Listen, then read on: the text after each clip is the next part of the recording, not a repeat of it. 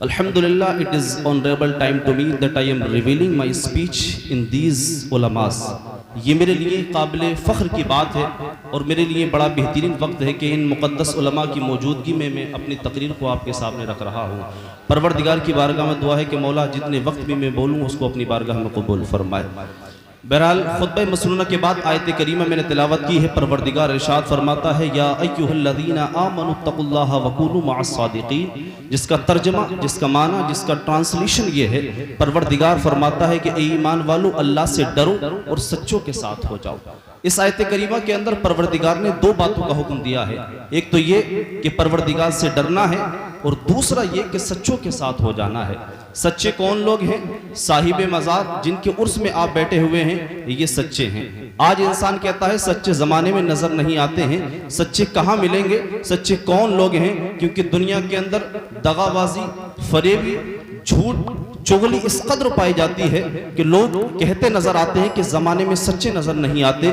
लेकिन मैं कहना चाहता हूं कि अगर आप सच्चों को देखना चाहते हो तो अपनी नज़र को सच्चा कर लो, ज़माने में सच्चे तुम्हें नजर आएंगे। आज जिस साहिब मज़ार के उर्स में आप बैठे हुए हैं, ये साहिब मज़ार सच्चे हैं और इनकी सदाकत ही का सबब है जो आज पूरा चमरुआ यहाँ पर बैठा हुआ है। ये सच्चाई ही का सबब हुआ करता है। इंसान कहता है कि ज़माने में सच्चे नजर नहीं आते, अपनी नज़र को उठाओ तो हिंदुस्तान की सरजमी पे लाखों औलिया किराम तशरीफ फरमा है। इनकी सदाकत का डंका आज पूरी कायनात के अंदर बज रहा है।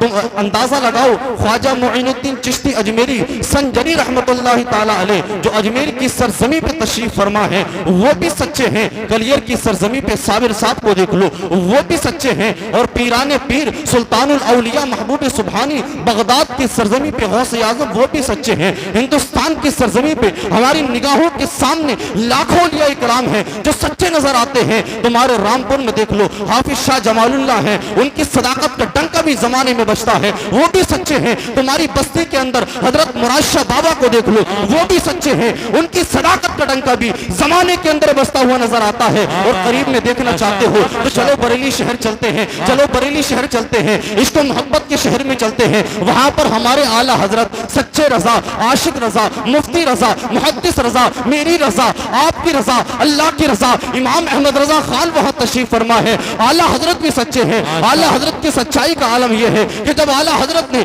अपनी सच्चाई का ज़ुहूर किया है, आला हजरत ने जब सदाकत का डंका कायनात के अंदर बजाया है, तो परवरदिगार ने सदाकत का इनाम ये बख्शा है। परवरदिगार ने रिवॉर्ड उनको ये दिया है कि जमाना आज आला हजरत को पहचानता है और आला हजरत को शोहरत परवरदिगार ने इस कदर बख्शी है कि जमाना कहता हुआ नजर आता है कि वादी रजा की को है, हिमालय रजा का है, जिस समत देखिए वो इलाका रजा का है।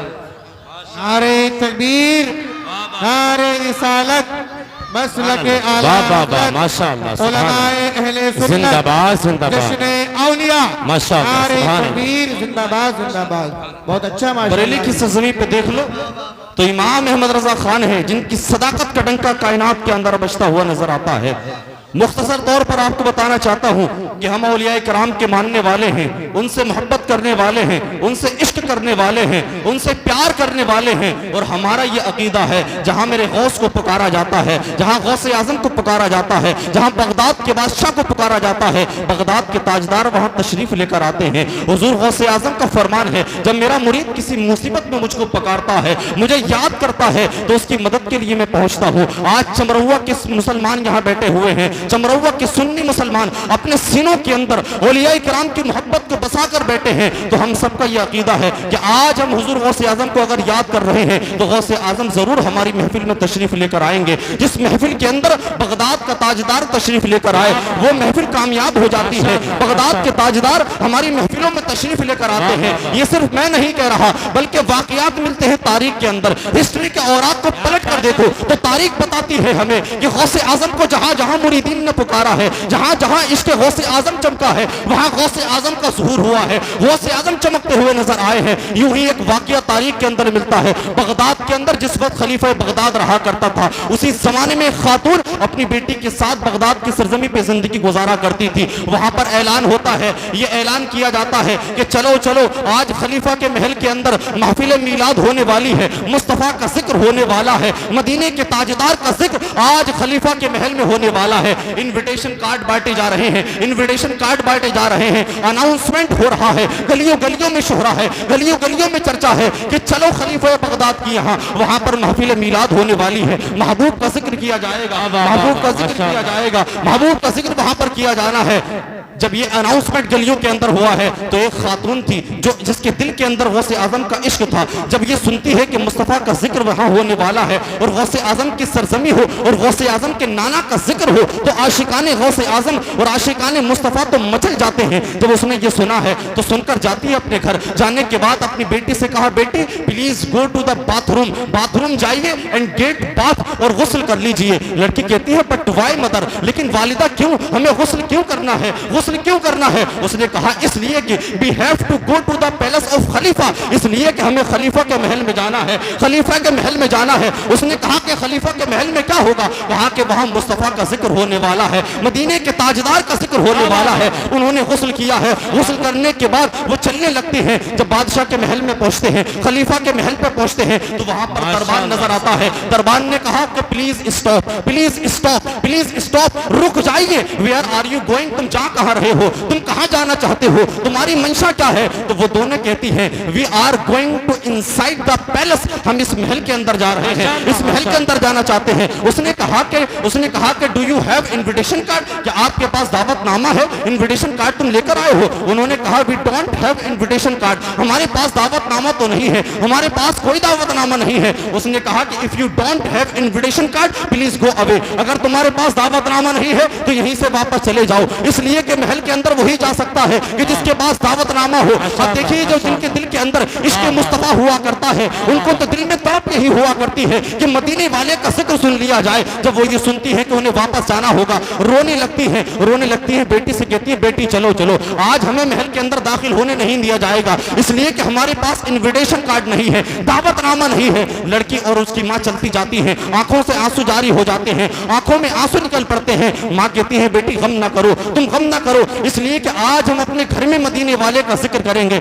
आज हम अपने टूटे हुए घर के अंदर मदीने वाले का जिक्र करेंगे। बेटी कहती है माँ लेकिन ये कैसा हो सकता है, हमारा घर तो छप्परों वाला घर है, टूटा हुआ घर है, हमारे घरों के अंदर तो टूटी हुई चटाइयां हैं। तो वालिदा कहती है बेटी सुनो सुनो, मुस्तफा के जिक्र के लिए मोहल्लात की जरूरत नहीं होती, there is no need to palace, किसी महल की जरूरत नहीं है, किसी किले की जरूरत नहीं है जिसमें नबी का जिक्र किया जाए। अरे नबी का जिक्र अगर छप्पर के अंदर भी किया जाए, वो मदीने का ताजदार वो छप्पर में अपना कर्म फरमा दे तो वो छप्पर भी जन्नत बन जाया करती है। नारे तकबीर, नारे रिसालत, मजहबे इस्लाम, मसलके आला हजरत, उर्से मुकद्दस, नारे तकबीर। उसने कहा कि नबी के जिक्र के लिए किसी महल की जरूरत नहीं, बल्कि नबी का जिक्र अगर छप्पर के अंदर भी हो और मदीने के ताजदार वहां करम फरमाते तो वो छप्पर जन्नत की क्यारी बन जाया करता।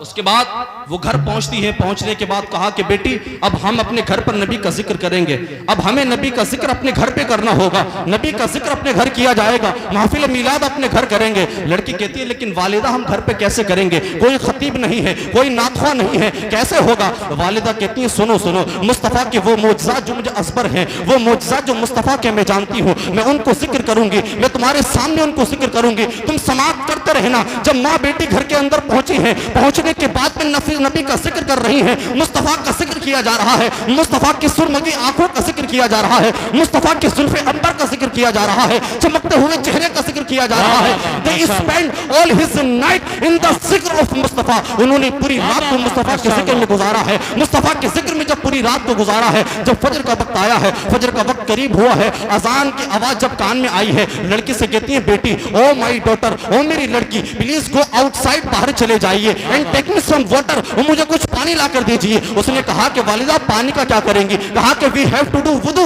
हमें वुजू करना है और नमाज फजर अदा करना है। जब ये वक्त हुआ है, लड़की बाहर गई है पानी लेने के लिए, तो क्या देखती है कि लड़की चीखती चिल्लाती घर के अंदर वापस आती है, आंखों में आंसू नजर आते हैं। वालिदा कहती है व्हाट हैपेंड, हो क्या गया है, क्या मामला है, रो कैसे रही हो? लड़की कहती है वालिदा मैं घर के बाहर गई थी तो सफेद दाढ़ी वाले कोई बुजुर्ग नजर आ रहे थे, जिनका चमकता हुआ चेहरा था, सफेद लिबास पहने हुए थे। माँ कहती है ऐसा हो कैसे सकता है, हमारे घरों में कोई आता भी नहीं है, हमें तो कोई महलों में दाखिल नहीं करता है, हमें तो अपने घरों में कोई बिठाता रही है, हमारे घर आखिरकार कौन आ सकता है? लड़की कहती है वालिदा जाकर चेक तो कर लीजिए, देख तो लिए आखिरकार कौन आया है।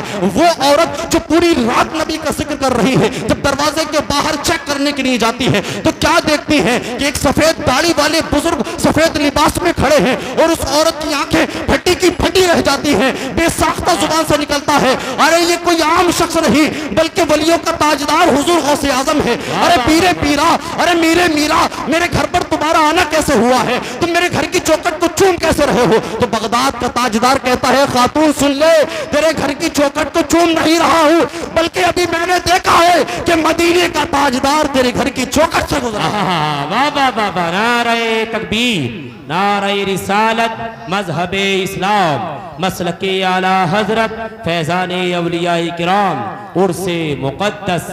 उसने कहा कि मैं तेरे घर की चौखट को इसलिए चूम रहा हूं कि मदीने का ताजदार तेरे घर से निकल कर गया है। तो अपने घरों में नबी का जिक्र करो, मुस्तफा का जिक्र करो, इसलिए कि जिस घर के अंदर मुस्तफा का जिक्र होता है फिर मदीने वाले का करम अगर उस घर के अंदर हो जाता है तो वो घर भी जन्नत की क्यारी बन जाता है। आज एक वली कामिल के उसमें आप बैठे हुए हैं और सुल्तान औलिया हुजूर गौसे आजम रज़ी अल्लाह तआला अन्हु को आप जानते हैं, जब वलियों का जिक्र होता है तो बगदाद के ताजदार का जिक्र खुद ब खुद आ जाता है। आज हमने वलियों के ताजदार को, सुल्तान औलिया को सिर्फ करामतों में देख लिया है, सिर्फ करामतें हमने जान ली हैं। सिर्फ करामतों पर मुनहसर मत रह जाओ, सिर्फ डिपेंड मत रहो करामतों पर, उनका इल्मी लेवल भी देखो, इल्मी मकाम भी देखो कि उन्होंने इल्म दीन में क्या काम किया है। हुजूर गौसे आजम रज़ी अल्लाह तआला अन्हु की जात वो है, he spend all his life in work of दीन, उन्होंने अपनी पूरी जिंदगी को दीन की खिदमत में सर्फ कर दिया है। He wrote many books on different topics, उन्होंने मुख्तलिफ मौजू पर बहुत सी किताबों को लिखा है। ही